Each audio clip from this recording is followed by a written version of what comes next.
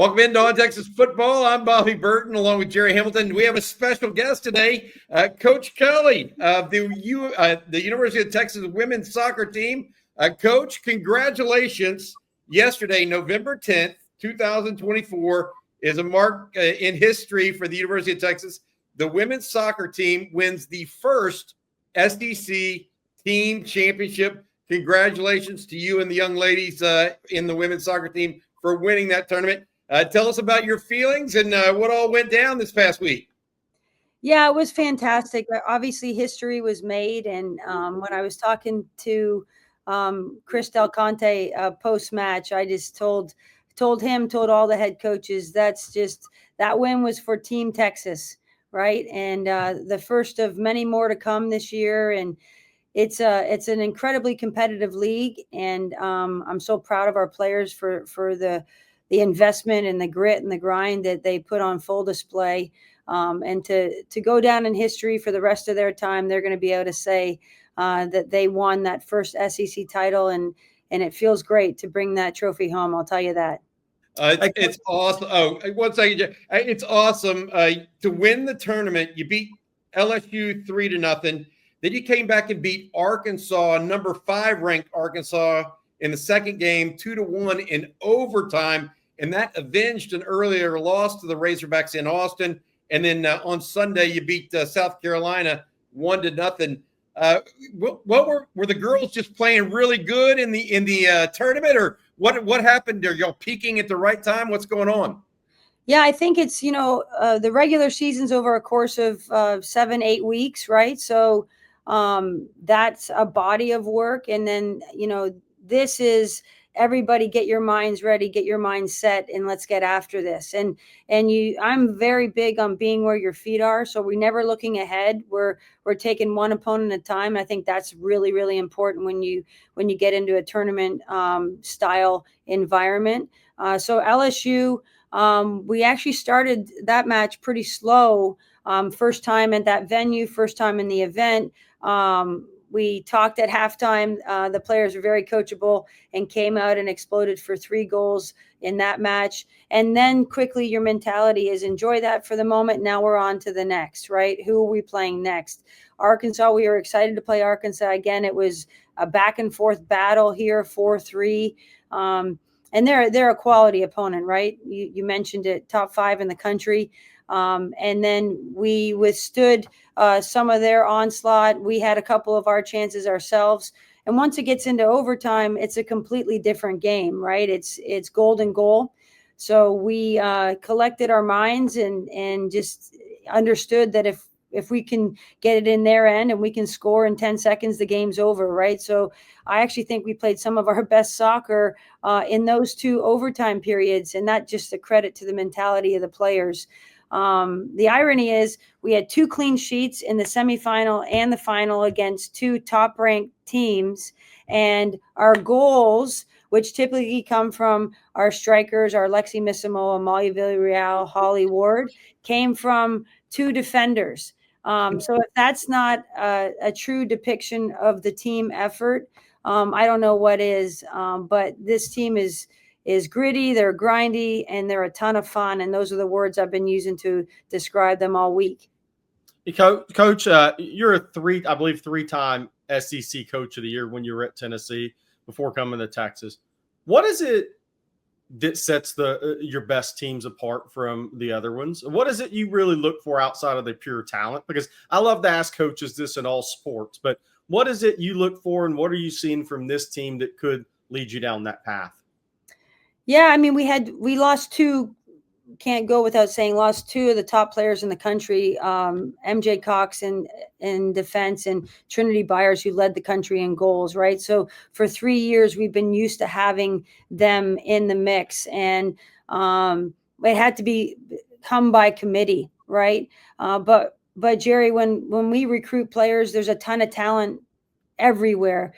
For me, there's a ton of responsibility, as you guys well know, to wear Texas across your chest, and you need to have the character to withstand that. We're not the fan favorite wherever we go.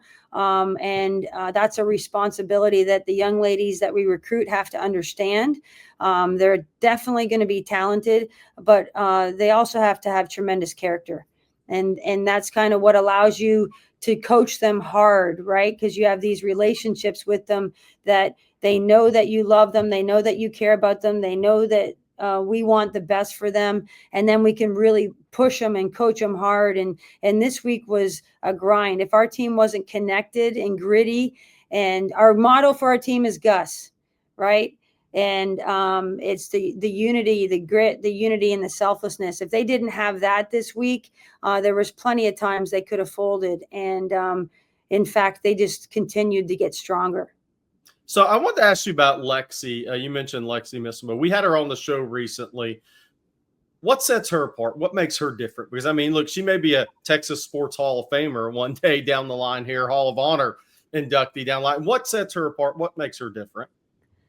Yeah, I mean, they might even talk about retiring that jersey. There's a very select few players in the whole history of women's soccer that have ever achieved 60 goals, 60 assists. At this moment, I believe she has 62 assists on the year and 56 goals. We're still playing, right? She's on the end of everything. She had the assist for our game winner yesterday. She's in the mix. She's getting double teamed, if not individually marked all over the pitch, which can't be that enjoyable for her. But she's figuring out ways to still be involved and help her team win. When Lexi's on the field and she has an assist or a goal, the record is just absolutely astronomical with the amount of wins that we then have. But to specifically, Gerry, unbelievable vision, unbelievable technical ability to place balls where they need to go, a finesse, a touch, and then a ruthless competitiveness that she was a blue chipper. She could have chose to go anywhere in the country, and she chose a path that she wanted to blaze on her own with her buddy Trinity Byers. And they came here to Texas, and boy, did they ever blaze their path. And they've put Texas sincerely on the map, and we're so incredibly grateful for what those two young ladies have done for this program.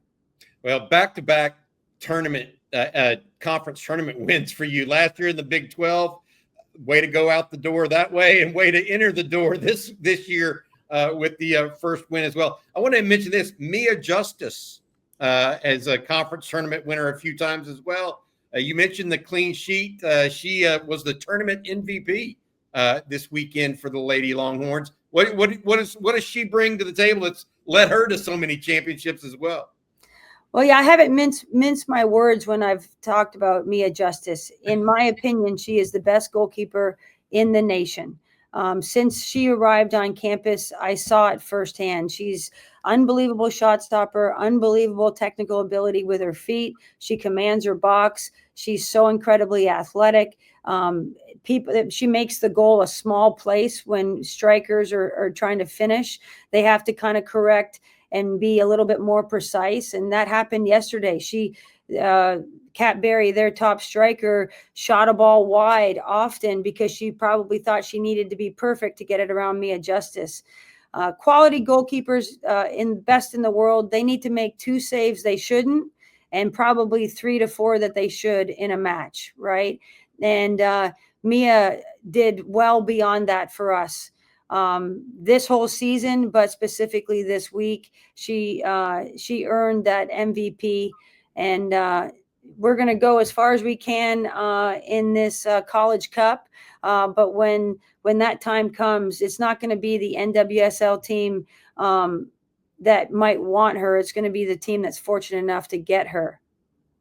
That's awesome, Coach. I got one question left for you, because I got to ask this. We have had a lot of coaches. We've had a lot of players on this show. We've never had anybody that won a national championship 4 years in a row as a college player, which you did. Like, where are the rings? Do they all look the same? I mean, 4 in a row is like unprecedented. I mean, when you think back on that, now that you've been coaching for a while, do you kind of look back and say that was incredibly special, like incredibly special? Gerry, you're right. Now being on the coaching side of things, it'll just be unmatched, right? It's just, it was just a crazy, crazy moment in time with some really, really special people like the Mia Hams, the Christine Lillies, the Tisha Venturinis of the world, and the whole entire squad. But it was 4 years. We lost one game in college. Don't dare ask me who that was to, because I don't want to say it on this broadcast. But we, yeah, it was memories that some of my best friends that I still talk to, the Mias, the Christines, the Tish, they're in my daily life. And that's what I try to impart on our players. It's about the journey. It's about the investment. It's about grinding with people that are going to help you succeed the rest of your life, a 40-year commitment. And gosh, I've been so blessed with the friendships that I made back in that day. But it was a special, special time.